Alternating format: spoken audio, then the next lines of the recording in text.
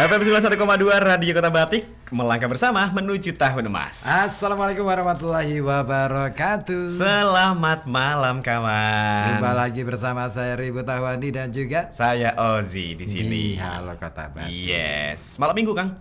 Iya. Malam yang ditunggu-tunggu. Malam Minggu, malam yang panjang. Malam yang asik buat gabung sama kita. Iya. Hanya di sini FM 91,2 Radio Kota Batik, News Interaktif Solutif. Yes. Masuk. Dipas-pasin aja lah ya. Iya. Ya segala sesuatu itu bisa istilahnya dipasin. Ya meskipun memaksa sih. Iya, tapi menjadi malam yang ceria lah untuk malam minggu ini ya. Apalagi kan makin ramai sih kalau saya lihat di jalan itu setiap malam minggu, Kang. Iya, terutama di kawasan Mataram nih. Banyak sekali teman-teman ya, kawan-kawan kita yang mungkin dari komunitas itu pada berkumpul. Betul. Di situ, terus iya. mungkin membahas tentang masa depan Kota Pekalongan. Gitu canggih kan. banget tuh ya kumpulannya ya. Iya. Harus begitu, Iya harus sih. didorong seperti itu. Kemudian juga di Jetayu, Ada pada lagi. kumpul juga di situ. Ya. Terus di Sorogenen. Ada penjual burung ya. Kalau disebut. Iya. Di alun-alun. Di alun-alun. Ada yang baru di alun-alun ya. Sudah mulai dibuka tuh tamannya ya, taman interaktif ya. Kayaknya meeting di situ enak tuh. Ya. Ya kalau iup-iupannya apa sih? Peneduhnya itu lumayan. Iya. Persoalannya kan pohonnya sudah mulai berkurang. Tapi kan masih ada bentuk daunnya Kang di atas. Iya, diganti lampu ya. Sama lah, masih dalam bentuk daun juga. Iya. Ya. Tapi beda sih. Ya, kalau pakai pohon kan ada anginnya, sepoi-sepoi. Emang gitu kalau kan. nggak ada pohon nggak ada angin ya? Loh, yang bisa membawa udara, menghantarkan udara, mengantarkan oksigen itu kan pohon Iya salah sih. satunya. Cuman kalau malam kan nggak juga kan, justru malah menyedot Oksigen. Iya, karbon dioksida. Iya. Itu bahayanya sih itu ya. Iya, itu kalau gelap. Kalau ada cahaya mungkin agak sedikit terbantu. lumayan tuh, jadi kelihatan ya. Ya. Iya, cuman kalau mungkin untuk inilah cewek-cewek di zaman sekarang mau malam atau siang kayaknya tetap terang-terang aja kan karena ada skincare gitu kan. Terbantu lah ya, sedikit agak glowing. Glowing by skincare. Ya. Bukan skincare ya? Bukan, kalau itu lebih ke kepedulian ya, skincare. Siapa tahu dia punya cita-cita buat jadi ini Putri Indonesia. Putri Indonesia, Putri Malu. Iya. Ya. Atau Putri Duyung. Jangan. Mermaid kalau itu ya. Jadi Miss inilah Universe. Miss Universe. Tapi ini Kenapa? sih yang lagi rame tadi ya, diinformasikan sama Fitri juga tuh.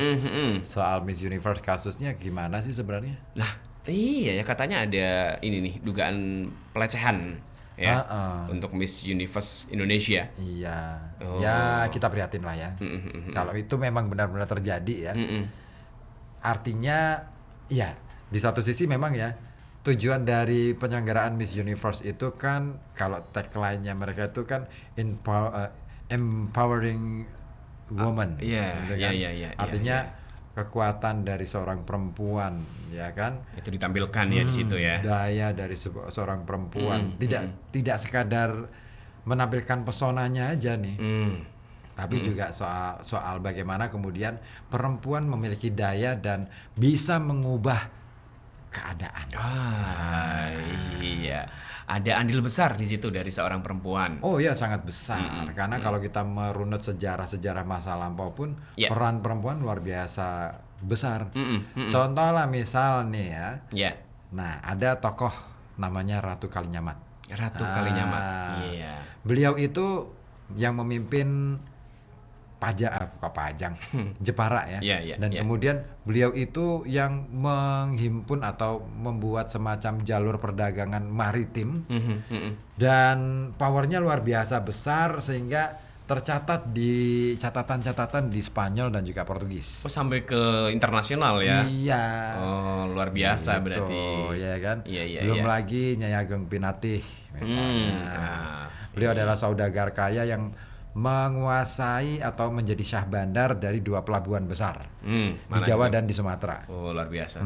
Di Jawa itu di Gresik dan Sumatera itu di Palembang. Nah, dua bandar, dua apa itu namanya pelabuhan besar ya. Dua pelabuhan besar yang menjalankan perdagangan internasional pada waktu itu. Dari seorang perempuan. Betul, luar biasa ini. Belum lagi misalnya. Ada lagi nih. Kalau di Pekalongan itu ada nama tokoh Pronocitro. Itu ibunya adalah seorang saudagar kaya yang menguasai perdagangan maritim di kawasan Pekalongan. Pekalongan Raya. Lagi-lagi perempuan. Perempuan lagi. Ya mungkin ini juga ya tujuan daripada adanya miss-missan ini ya. Miss-missan ya maksudnya miss-missan kali ya. kontes inilah, kontes kecantikan. Oke. Kayak gitu mungkin ada harapan ke arah situ Kang ya. Biar bisa ya ikut membangun peradaban, ikut turut andil besar lah ya. Betul. Karena perempuan mau tidak mau punya peran besar ya. Kalau dalam sejarah Islam misalnya ada Sayyidah Khadijah. Betul. Ya kan, beliau saudagar kaya yang memiliki kongsi perdagangan sampai ke Eropa, ya kan, sampai juga ke sejumlah daerah di Asia. Ekspansinya luar biasa ya. Luar biasa ya. Nah, tapi kita miris juga ya soal kasus ini ya. Yang baru-baru ini ya. Bahkan kabar terbaru ini penyelidikan kasus dugaan pelecehan di ajang kontes Miss Universe ini. Ini masih berlanjut sampai sekarang ya. Seperti yang diungkapkan penyidik Polda Metro Jaya. Ini masih menyiapkan sejumlah langkah untuk menyelidiki dugaan finalis di foto tanpa busana saat sesi body checking. Iya nih, modus-modusan aja sih ya. Nah, dan Polda Metro Jaya ini telah melakukan pemeriksaan pelaporan. Dalam hal ini adalah kuasa hukum korban Melissa Anggraini. Dari pemeriksaan ini terungkap sejumlah dugaan pelecehan terhadap finalis Miss Universe Indonesia. Betul. Kapan itu ya? Nah, dugaan pelecehan ini terjadi ketika para finalis Miss Universe Indonesia 2023 dikarantina selama 2 minggu di hotel di kawasan Jakarta Pusat. Nah, polisi sendiri ini telah melakukan pengecekan ke lokasi yang menjadi diduga Miss Universe Indonesia difoto dalam keadaan tanpa busana. Telanjang, naked. Nah, menurut keterangan pelapor, pelecehan ini terjadi saat body checking. Ketika itu sesi ini tidak ada dalam rundown agenda selama karantina. Berarti mengada-ngada dong. Ya, kita nggak tahu ya. Dan Direktur Reskrim Umum ya. Nah, Polda Metro Jaya Kombes Hengki Haryadi menjelaskan kronologi dugaan pelecehan finalis Miss Universe ini. Dalam laporan tersebut ya, pelapor Melissa Anggraini menyampaikan finalis Miss Universe Indonesia tiba-tiba diperiksa atau melewati proses body checking. Nah, body checking yang sebenarnya itu tidak ada dalam rundown. Tempatnya juga sedikit terbuka. Nah, finalis Miss Universe Indonesia ini merasa dipaksa untuk melepas baju hingga difoto tanpa busana, dan itu dilakukan bukan oleh ahlinya. Ini dia. Kalau memang ahlinya sih mungkin tidak masalah ya. Iya, dan nggak sampai ini juga kali kalau misalkan body checking nggak sampai harus telanjang bulat kan? Semalam aku nonton podcastnya Deddy Corbuzier yang sama soal itu, Melissa itu. Dan ini menarik ya, karena ya kalau saya melihatnya begini. Di satu sisi memang ya kontes-kontes semacam ini menjadi salah satu cara ya yang bisa dilakukan oleh siapapun ya, terutama kesempatan lah ini ya. Untuk bisa menaikkan katakanlah istilahnya menaikkan nama baik, menaikkan nama baik entah itu secara personal maupun secara kelompok ataupun negara. Tapi di satu sisi agak miris juga ya nonton yang kayak gini gitu ya. Ya ini salah satu oknum saja mungkin ya, nggak semua panitia seperti itulah saya yakin. Saya yakin itu tidak semuanya. Nah, seperti menurut keterangan pelapor yang disampaikan oleh Kombes Hengki, ini di sana ada 3 laki-laki, kemudian juga ada 1 orang perempuan. Nah, beberapa saksi juga ada di sana. Nah, oleh karenanya mereka melaporkan ke Polda Metro Jaya dan di mana konstruksi pasalnya pelecehan seksual fisik maupun non fisik serta merekam gambar tanpa hak sesuai Undang-Undang Nomor 12 Tahun 2022 tentang tindak pidana kejahatan seksual. Bisa dikasuskan ini ya para pelakunya banget. ya. Nah, tinggal bagaimana kemudian pembuktiannya nih. Kira-kira apakah benar-benar seperti itu? Memang seperti itu. Kita tunggu nih kabar-kabar terbarunya. Ya, kita berharap kejadian ini cukuplah sekali ya terjadi, jangan sampai terulang beberapa kali karena ini juga akan menjatuhkan reputasi jelas Indonesia di mata dunia. Karena yang namanya Miss Universe itu kan yayasan internasional tuh sih. Betul. Iya, lingkupnya lebih luas lagi ya. Iya betul. Nggak cuman di Indonesia doang. Iya. Ya beruntunglah ya kalau misalkan pemilihan duta wisata itu nggak terlalu seperti ini ya. Nggak ada sesi yang aneh-aneh gitu. Janganlah. Ya. Nggak diperlukan juga mungkin ya. Pak, ya disesuaikan dengan daerah lah ya. Ya kan? Iyalah. Karena kita hidup di Pekalongan ya mungkin sesi bikini nggak perlu lah. Iya, itu sangat-sangat wah, melanggar itu ya. Bisa bikin rame itu kalau itu terjadi. Bisa di bemo. Iya. Bemo. Fotonya bisa di bemo. Roda 3 ya. Aduh, pada takut tuh nyamuk sini. Iya kan? Bisa soal banget. Dan ini kawan. Apa tuh? Pengecekan TKP jika ternyata di sana ada CCTV, walaupun CCTV menurut keterangan panitia atau pelapor CCTV ini dalam keadaan mati ternyata. Katanya ya. Katanya menurut ini menurut keterangan dari Kombes Hengki ya. Iya. Ya. Terus meski begitu polisi ini akan terus melakukan pemeriksaan dan ini akan ditindaklanjuti secara mendalam, dipelajari secara mendalam dengan melibatkan ahli termasuk ahli digital forensik. Iya, itu perlu tuh. Banget. Kemudian juga kita akan melibatkan pihak kepolisian ya. Ini akan melibatkan beberapa ahli terkait dengan delik yang terjadi ini termasuk digital forensik. Dan ya kawan, dalam penyelidikan ini polisi masih mencari unsur pidananya.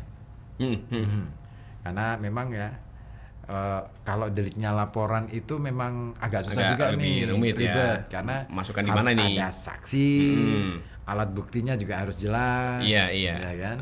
Nggak boleh sembarangan tangkap ya. Nah, misalkan sementara korban ini nggak punya alat bukti nih, wah ini juga lemah. repot. Nah, ini. Ya. Iya. Jadi kalau misalkan ya. Oke, mungkin kasus ini belajar dari kasus ini ya. Mungkin Anda kawan-kawan yang mungkin mengalami hal serupa, katakanlah misalkan mengalami tindak pelecehan seksual. Nah, pelecehan seksual itu nggak selamanya sebatas itu ya. Bisa misalnya kamu telanjang nih misalnya nggak pakai baju, baru mandi misalnya nih, cuman pakai handuk. Terus kemudian ada sahabat kamu yang datang nih motret atau ambil gambar terus disebarin. Nah, itu termasuk juga tuh pelecehan ya. Iya. Apalagi tanpa izin. Tanpa kan? izin dari yang bahkan dengan izin pun itu bisa dikasusin oleh orang yang menonton dan itu tidak berkenan.